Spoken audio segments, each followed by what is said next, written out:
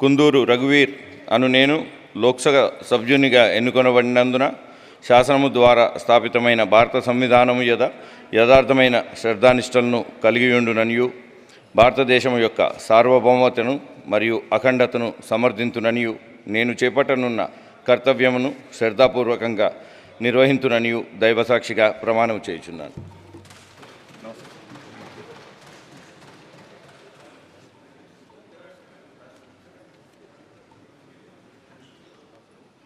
Shri Chamla Kiran Kumar Reddy.